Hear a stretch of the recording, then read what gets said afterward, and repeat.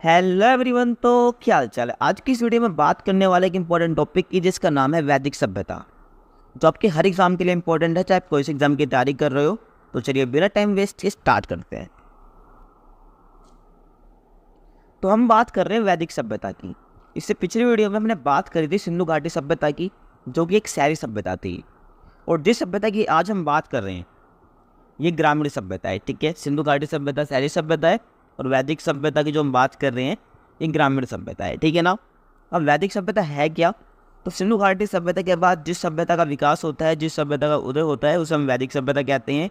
वैदिक सभ्यता को हम आर्य सभ्यता भी कह देते हैं, वैदिक काल भी कह देते हैं। ठीक है ना। अब जो वैदिक सभ्यता है, वैदिक काल है, इसकी जानकारी हमें मेनली वेदों से मिलती है। अब जो वैदिक काल है इसको हम दो भागों में रखते हैं। तो पहले जो वैदिक काल है इसका काल क्या है, तो 1500 ईसा पूर्व से लेकर 600 ईसा पूर्व। ठीक है, तो ये क्या है, वैदिक काल है। अब इसको हम दो भागों में रखते हैं, एक ऋग्वैदिक काल, दूसरा उत्तर वैदिक काल। अब ऋग्वैदिक का काल क्या है, 1500 ईसा पूर्व से लेकर 1000 ईसा पूर्व। दूसरा उत्तर वैदिक काल, जिसका काल है 1000 ईसा पूर्व से लेकर 6000 ईसा पूर्व। ठीक है ना। पूरा काल तो 1500 से 600 ईसा पूर्व है। उसके बाद जो ऋग्वैदिक काल है 1500 से 1000 और 1000 ईसा पूर्व से लेकर 600 ईसा पूर्व तक उत्तर वैदिक काल है। ठीक है, तो इस प्रकार हम बांटते हैं। अब जो ऋग्वैदिक काल, इसको हम ऋग्वैदिक काल क्यों कहते हैं, क्योंकि इस काल की जो जानकारी हमें ऋग्वेद से मिलती है। ठीक है, आगे हम बात करें उत्तर वैदिक काल की। इसको हम उत्तर वैदिक काल क्यों कहते हैं, क्योंकि इसमें इसकी जो जानकारी मिलती है हमें वो अन्य वेदों से मिलती है, जैसे कि यजुर्वेद, सामवेद और अथर्ववेद। ठीक है, इस काल की जानकारी हमें इन वेदों से मिलती है। तो टोटल 4 वेद हैं, ऋग्वेद, यजुर्वेद, सामवेद, अथर्ववेद। ठीक है, ऋग्वेद की रचना ऋग्वैदिक काल में हुई थी और बाकी जो अन्य वेद हैं उनकी रचना उत्तर वैदिक काल में हुई थी, जिनकी जानकारी हमें इन्हीं वेदों से मिलती है। आई समझ। आगे हम बात करते हैं आर्यों की। तो वैदिक काल में किसका आगमन होता है, आर्यों का आगमन होता है।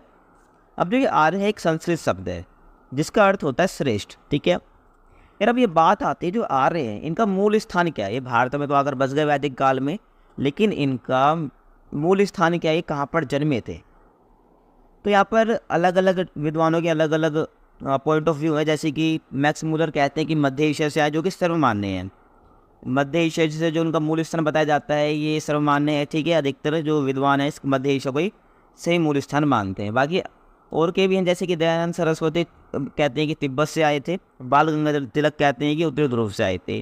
तो ये अलग अलग है। ठीक है, बाकी जो मैक्स मूलर का सर्वमान्य माना जाता है यानी कि मध्य एशिया से आए थे। अब जो आर्य हैं ये सबसे पहले पंजाब और अफगानिस्तान में आकर बसे थे। पहले तो सारा भारत एक ही था। ठीक है, अब बटे हैं ये। बाकी तो जो भी ये आर्य आए थे सबसे पहले कहाँ आकर बसे, ये पंजाब और अफगानिस्तान में आकर ये बस गए। ठीक है, और जैसे मैंने आपको बताया कि जो वैदिक सभ्यता थी ग्रामीण सभ्यता थी। ठीक है, और आर्यों की भाषा संस्कृत थी। ये काफ़ी इंपॉर्टेंट है, ये क्वेश्चन काफ़ी इंपॉर्टेंट है। ऊपर जो मैक्स मूलर वाला ये भी इंपॉर्टेंट है। ठीक है ना। तो आर्यों की जो भाषा थी वो संस्कृत थी। आज हम बात करें ये जो आर्य हैं इनकी प्रशासनिक इकाई 5 भागों में बटी हुई थी। ठीक है, जैसे कि आज आप देखते हो पूरा केंद्र है, फिर राज्य हैं, फिर जिला है, ऐसे गांव होते हैं। तो इस प्रकार से जो आर्य थे उनकी प्रशासनिक इकाई 5 भागों में बटी थी, जैसे कि कुल, जैसे छोटी थी, फिर ग्राम, फिर विश्व, जन, राष्ट्र। ठीक है ना। तो इस प्रकार से क्या 5 प्रशासनिक इकाई थी आर्यों की। आगे हम बात करें तो ये वेद है, ये 4 वेद आपको बता चुका हूँ, ऋग्वेद, यजुर्वेद, अथर्ववेद, सामवेद। अब इन 4 वेदों के बारे में हम पढ़ते हैं डिटेल से। ठीक है, तो पहले हम बात करेंगे ऋग्वेद की। तो ऋग्वेद सबसे प्राचीन वेद है, आपको पता होना चाहिए ऋग्वेद सबसे पुराना है। इसमें 10 मंडल, 1028 सूक्त और 10,462 ऋचाएँ। ऋचाएँ मतलब होता है मंत्र। ठीक है ना, 10,462 ऋचाएँ हैं। ये तो मूल ऋचाएँ हैं, मतलब कि मूल मंत्र है। बाकी इसमें जो कुछ होगा रिपीट करा गया है, उनकी संख्या कितनी हो आगे बताऊंगा। बाकी जो मूल मंत्र हैं वो कितने हैं, 10,462। ठीक है ना, 1028 सूक्त हैं, 10 मंडल है। और ऋग्वेद के तीसरे मंडल में गायत्री मंत्र है।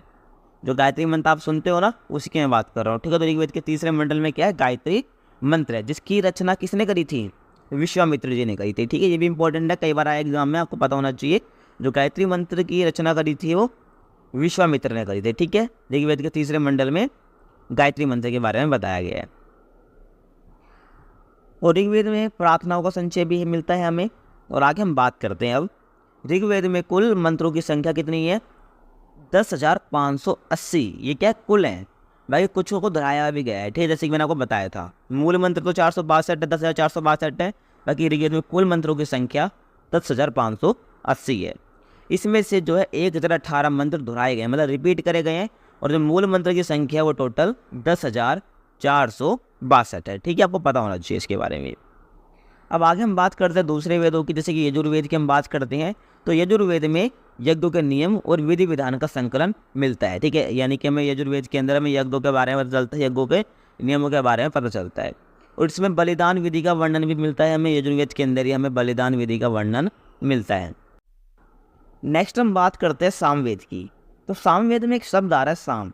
तो साम का शाब्दिक अर्थ है गान। ठीक है, और इसे भारतीय संगीत का जनक कहा जाता है। आपको पता होना चाहिए किस वेद को भारतीय संगीत का जनक कहा जाता है, तो सामवेद को कहा जाता है। ठीक है, और इस वेद में हमें देखने को क्या मिलता है, मेनली यज्ञों के टाइम पर जो गाए जाने वाले मंत्र हैं, ऋचाएँ हैं, वो हमें इस वेद में देखने को मिलते हैं। ठीक है, तो इसके अंदर यज्ञों के अवसर पर गाए जाने वाले ऋचाओं का संकलन हमें देखने को मिलता है।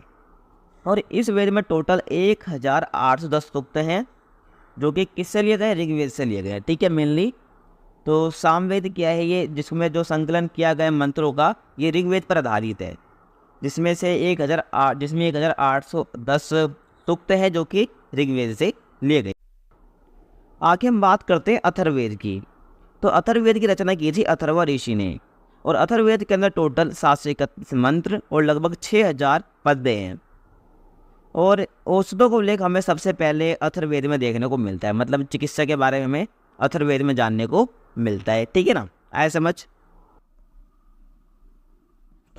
आगे हम बात करें, जैसा कि आपको बता चुका हूँ कि वेदों की संख्या 4 है, वैसे ही पुराणों की संख्या 18 है, उपनिषद की संख्या 108 है। तो आपको पता होना चाहिए कि पुराण की संख्या कितनी है, उपनिषद की संख्या कितनी है। ठीक है, तो काफ़ी इंपॉर्टेंट है। अगर आप चाहते हैं इनके ऊपर भी डिटेल वीडियो लाई जाए तो आप कमेंट कर सकते हो। आगे हम बात करें उपनिषद का मतलब क्या होता है, उपनिषद का अर्थ क्या होता है। तो उपनिषद का शाब्दिक अर्थ होता है गुरुओं के समय बैठना। ठीक है, और जो 7वें जयते है, ये मुंडक उपनिषद से लिया गया है। 108 में जो मुंडक उपनिषद है उससे क्या लिया गया, 7वें जयते। ये काफ़ी इंपॉर्टेंट है आपके एग्जाम के लिए, तो आपको पता होना चाहिए। ठीक है, आगे हम बात करें वेदांग की। तो वेदांग की संख्या 6 है। अब ये 6 कौन कौन से, शिक्षा, कल्प, व्याकरण, ज्योतिष, छंद, निरुक्त। तो ये क्या, ये 6 वेदांग है, आपको पता होने चाहिए। ठीक है ना,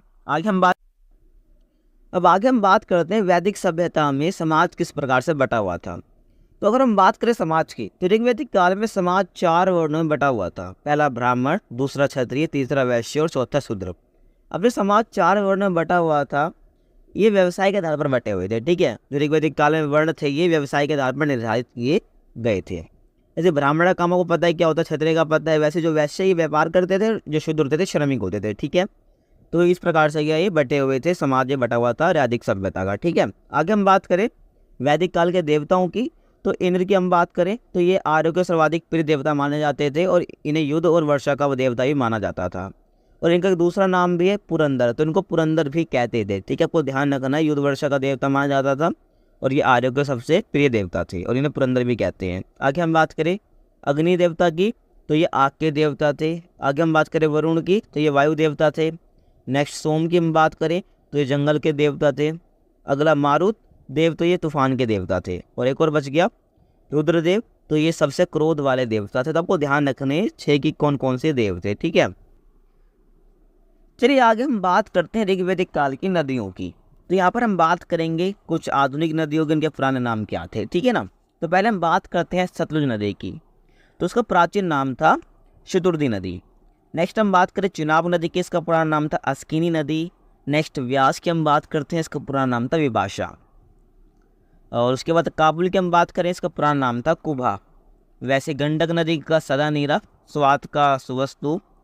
ठीक है, जो पहले नाम ले रहा हूँ ये आधुनिक नाम है, प्राचीन नाम उसके बाद वाले हैं। ठीक है, जैसे कि स्वात का सुवस्तु नाम है। वैसे ही रावी नदी का पुराना नाम था पुरुषणी। वैसे ही झेलम का वितस्ता नदी, घग्गर का सरस्वती, वृषद्वीति। ठीक है, ये दोनों नाम थे। ठीक है, घग्गर के सरस्वती, वृषद्वीति दोनों कहा जाता था। आगे हम बात करें कुर्रम की, तो इसको क्रीमू कहा जाता था, तो इसके पुराने नाम हो गए। ठीक है ना, नेक्स्ट हम बात करते हैं ऋग्वैदिक काल की कुछ और महत्वपूर्ण बातों की। जैसे कि आर्यों का मुख्य व्यवसाय पशुपालन था। आर्यों का समाज पितृ प्रधान था। पितृ प्रधान मतलब जहाँ पर पुरुष प्रधान समाज हो। पुरुष प्रधान समाज मतलब कि महिलाओं की भूमिका घर तक समझाती हो, और जो सार्वजनिक जीवन है वो पुरुष के लिए बनाया गया हो। ठीक है, जहाँ पर इस प्रकार की विचारधारा चलती है उसको हम पितृ प्रधान समाज कहते हैं। ठीक है ना, तो आर्यों का समाज क्या था? पितृ प्रधान समाज था। आगे हम बात करें, गाय को ना मारे जन योग्य पशु की श्रेणी में रखा जाता था, मतलब कि जो गाय है उसको नहीं मारना चाहिए, ठीक है, इस प्रकार की श्रेणी में रखा जाता था ऋग्वैदिक काल में। आगे हम बात करें, आर्यों का जो प्रिय पशु था वो घोड़ा था और सर्वाधिक प्रिय देवता इंद्र थे। और आर्य द्वारा खोजी गई धातु लोहा थी, ठीक है। जैसे हम बात करें सिंधु घाटी सभ्यता की, तो वहाँ पर वो किस धातु से परिचित वो नहीं थे, तो लोहा होगा, ठीक है आंसर। तो सिंधु घाटी सभ्यता के लोग लोहे से परिचित नहीं थे, बाकी वैदिक सभ्यता में के लोहे का प्रचलन हुआ है, ठीक है ना। तो आर्यों द्वारा खोजी गई धातु कौन सी थी? लोहे थी। और ऋग्वेद में सरस्वती नदी सबसे महत्वपूर्ण मानी जाती थी और पवित्र मानी जाती थी, ठीक है। आपको पता होना चाहिए सरस्वती नदी ऋग्वेद में सबसे महत्वपूर्ण पवित्र मानी जाती थी। और ऋग्वेद में गंगा का उल्लेख 1 बार हुआ है, यमुना का उल्लेख 3 बार हुआ है, और सिंधु नदी का उल्लेख सबसे ज़्यादा बार हुआ है। गंगा का 1 बार, यमुना का 3 बार और सिंधु नदी का सबसे ज़्यादा बार हुआ है, ठीक है, ऋग्वेद के अंदर। आगे हम बात करें उत्तर वैदिक काल की, तो उत्तर वैदिक काल के बारे में कुछ बात आपको पता होनी चाहिए, जैसे कि उत्तर वैदिक काल में इंद्र की बजाय प्रजापति सर्वाधिक प्रिय देवता बन गए थे। जैसे कि हमने बात करा ऋग्वैदिक काल में, वैदिक काल में कि जो इंद्र थे वो सबसे प्रिय देवता थे, ठीक है ना, आर्यों के। वैसे हमने यहाँ पर बात करी उत्तर वैदिक काल की, तो इस टाइम पर इंद्र की बजाय प्रजापति देवता सबसे ज़्यादा प्रिय देवता बन गए थे, ठीक है। और उत्तर वैदिक काल में जो वर्ण व्यवसाय था वो व्यवसाय के आधार पर, जन्म के आधार पर निर्धारित होने लगे थे, ठीक है। कि मतलब अगर जो ब्राह्मण का जन्म, ब्राह्मण में जो जन्मेगा वो ब्राह्मण कहलाएगा, और जो वैश्य में जन्मेगा वो वैश्य कहलाएगा, ठीक है। तो ऐसे ही होता था, ठीक है। ये उत्तर वैदिक काल की बात है।